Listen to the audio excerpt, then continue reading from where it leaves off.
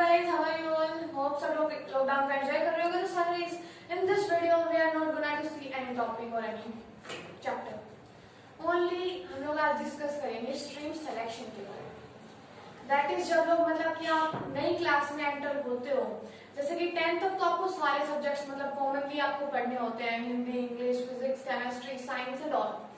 ठीक है, आगे जाके आपको ज्यादा जाके डिफिकल्टीज आती है कि मैं कौन सी स्ट्रीम चूज करूं, which stream I have to choose. और कई बार क्या होता है, बच्चा क्या बोलता है कि नहीं mom and dad I want to choose maths, but मम्मी पापा बोलते हैं नहीं तुम बायो ले लो। ठीक है, बच्चा बोलता है मेरा इंटरेस्ट नहीं है बायो में, फिर भी पेरेंट्स उसको बायो दिलवा देते हैं। तो ऐसा नहीं करना चाहिए। फर्स्ट ऑफ ऑल देखो, ऐसा होता है कि पेरेंट्स कई बार मतलब पेरेंट्स हमारा भला ही चाहते हैं। फर्स्ट ऑफ ऑल तो ये पेरेंट्स कभी अपने बच्चे का बुरा नहीं चाहेगा, वो सोचेगा कि मेरा बच्चा आगे जाके कुछ अच्छा ही करे। ठीक है, तो क्या करना होता है, स्ट्रीम इस तरीके से चूज करो कि हाँ आपको खुद को हो कि हाँ I will cover this syllabus very clearly. So first of all interest की बात करें तो पहले तो देखो 10th तक आप बिल्कुल मन लगा के पढ़ाई कर रहे हो, ठीक है, सब मार्क्स अच्छे वगैरह आ रहे हैं, लेकिन बच्चे का एक खुद का इंटरेस्ट होता है कि भाई मुझे इस पर्टिकुलर सब्जेक्ट में इंटरेस्ट है, so I would choose this and मेरे को यहाँ तक इस गोल तक पहुंचना है, तो मेरे को शॉर्टेस्ट पाथ कौन सी स्ट्रीम मुझे यहाँ तक लेके जाएगी। सो सबसे इंपॉर्टेंट चीज वो है। नाउ आपके पास नियरली टू नियरली ऑप्शंस होते हैं, साइंस, कॉमर्स एंड आर्ट्स। ठीक है, सो 3 ऑप्शन होते हैं। साइंस में क्या होता है, साइंस में भी 2 होते हैं आपके पास, medical and non medical. Medical में कौन कौन से सब्जेक्ट आते हैं सबको पता होगा, physics, chemistry, bio and English. ठीक है, और एक आपको ऑप्शनल सब्जेक्ट चूज करना होता है जो आप कोई भी चूज कर सकते हो। तो ये 4 सब्जेक्ट्स आपके लिए कंपल्सरी होते हैं अगर आप मेडिकल के लिए जा रहे हो, मतलब साइंस स्ट्रीम ले रहे हो और मेडिकल के लिए जा रहे हो। तो इसमें आपको कौन कौन सी चीजें फोकस करने के लिए मिलेंगी आगे, अगर आप चाहो तो कौन कौन से आप करियर ऑप्शंस आपको मेडिकल से मिलेंगे अगर आप बायो चूज करते हो।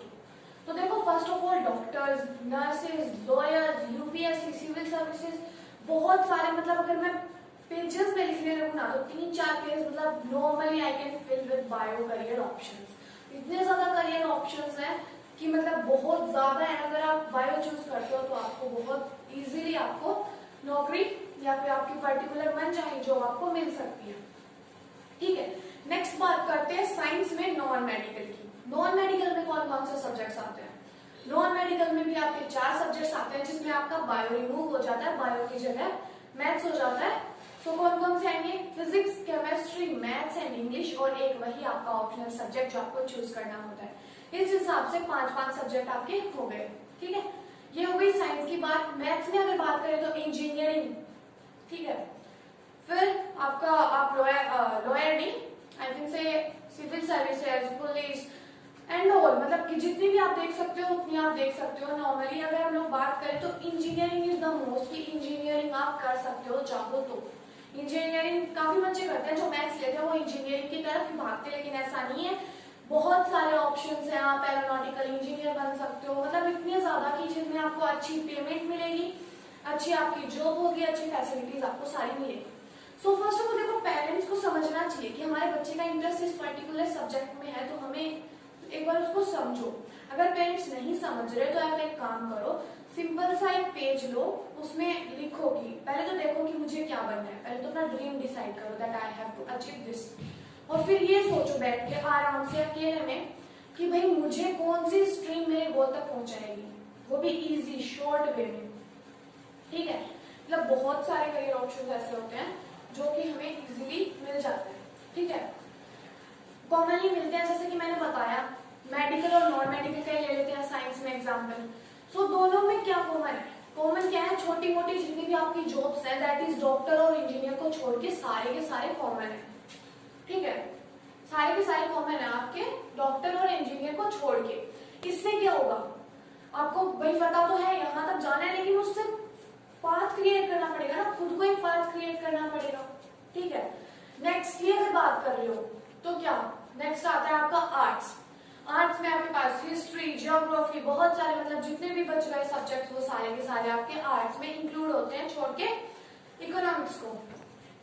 ठीक है, नाउ आर्ट्स में अपनी इंडियन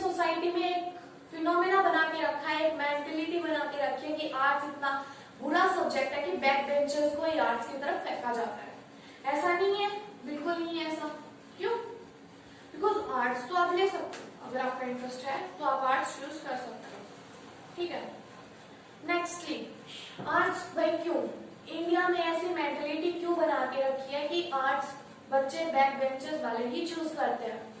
ऐसा नहीं है बैक बेंचर्स ही चूज करते हैं, टॉपर्स होते हैं वो आर्ट्स में जाते हैं। क्यों भाई? क्योंकि उनका जो गोल होता है वो फिक्स होता है कि हाँ मुझे इस गोल तक पहुंचना है और मुझे आर्ट्स हेल्प करेगा यहाँ तक पहुंचने के लिए। आर्ट्स कोई बुरा सब्जेक्ट नहीं है, आर्ट्स बाकी सबकी तरह काफी अपने आप में बहुत अच्छा सब्जेक्ट है, लेकिन आर्ट्स को इंडिया में तो ये रखा है कि बहुत ही नीचे से नीचा सब्जेक्ट माना गया आर्ट्स को। सो पेरेंट्स अलाउ नहीं करते अपने बच्चे को आर्ट्स लेने के लिए, क्योंकि वो सोचते हैं अगर आर्ट्स लेगा तो बर्बाद होता घूमेगा यही फिरेगा गलियों में। वो चीज गलत है, वो मेंटेलिटी ही गलत है कि हाँ बच्चे को, अगर आपका बच्चा लेना चाह रहा है तो इसमें गलत क्या है? एक बार उससे पूछो तो सही, उसके पास उसके साथ बैठो, पेरेंट्स को सोचना चाहिए, बच्चे के साथ बैठो, डिसाइड करो कि भाई हाँ बेटा तुम्हें क्या करना है, आगे जाके क्या बनना है, और फिर आप भी उसको समझाओ कि हाँ ये करना चाहिए, तुम्हें ये चीज गलत है, अगर आपको गलत लग रही है तो आप उसे समझाओ। और बच्चे भी मतलब नॉर्मली बच्चों को भी अगर पेरेंट्स को नहीं पता तो उनको समझाओ ना। आप एकदम मतलब प्यारी सी रिपोर्ट तैयार करो अच्छे से लिख के, तो पेरेंट्स भी इंप्रेस होंगे और क्या पता वो आपकी बात समझ जाए और आपकी फेवरेट स्ट्रीम आपको मिल जाए, ठीक है। तो आप उनको समझाओ कि पापा मुझे यहाँ, मम्मी पापा मुझे यहाँ इस गोल तक पहुंचना है और मुझे इस पाथ पे जाना है, तो मैं यहाँ इजिली पहुंच पाऊंगा या पाऊंगी, ठीक है। ये चीज है ना। आर्ट्स की बात हो गई, आर्ट्स में आप लॉयर, यूपीएससी, सीएससी, मतलब जितने भी आपके पास हैं ऑप्शंस सारे आप यूज कर सकते हो। आप यू कैन चूज, मतलब आर्ट्स में तो इतने ज्यादा करियर ऑप्शंस है कि यू कैन चूज। और कई बच्चे नेक्स्टली करियर ऑप्शंस की बात आ रही है तो एक बात और बता दूं, कई बच्चे अपने इंटरेस्ट को छोड़ के ये सोचते हैं मैं करियर ऑप्शंस की तरफ देख लेता हूँ कौन से सब्जेक्ट में मुझे करियर ऑप्शंस ज्यादा मिलेंगे ताकि मैं वो स्ट्रीम सेलेक्ट करूँ और मुझे अपना करियर जल्दी से मुझे जॉब मिल जाए। ऐसा नहीं होता, सब में अपना अपना करियर ऑप्शंस होते हैं, मोस्टली सब में बराबर होते हैं, एक दो का कुछ ज्यादा फर्क नहीं होता, एक दो के मैं नहीं कह सकती, बट मोस्टली बराबर बराबर ही होते हैं।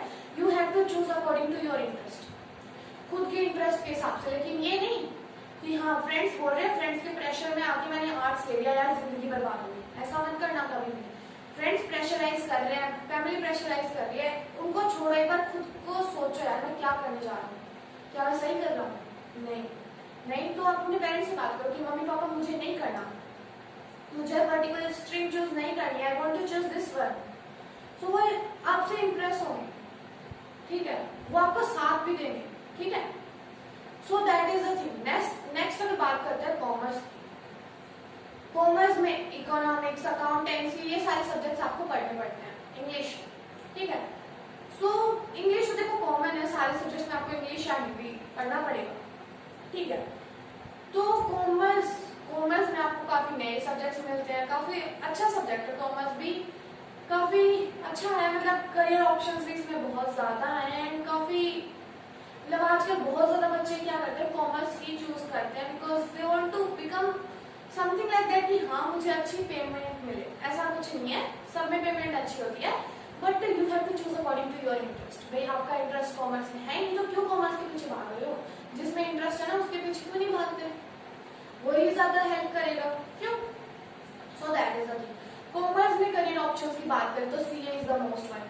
सीए मतलब जिन बच्चों को सीए चार्टर्ड अकाउंटेंट बनना होता है वो सबसे ज्यादा कॉमर्स के पीछे ही भागते हैं, तो वो चीज गलत है। सीए आप और सब्जेक्ट से भी अगर चाहो तो आप मैथ्स चूज करके, दैट इज साइंस स्ट्रीम आप अगर चूज करते हो तो भी आप सीए बन सकते हो।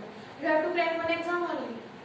तो क्यों अपना पूरा करियर बर्बाद कर रहे हो? देखो भाई एक बच्चा है, जैसे कि फॉर एग्जाम्पल कोई भी है, एक्स बंदा है कोई भी, उसे मान लो उसका ड्रीम है that I have to crack the CSE exam, मुझे सिविल सर्विसेज एग्जाम क्रैक करना है, ठीक है।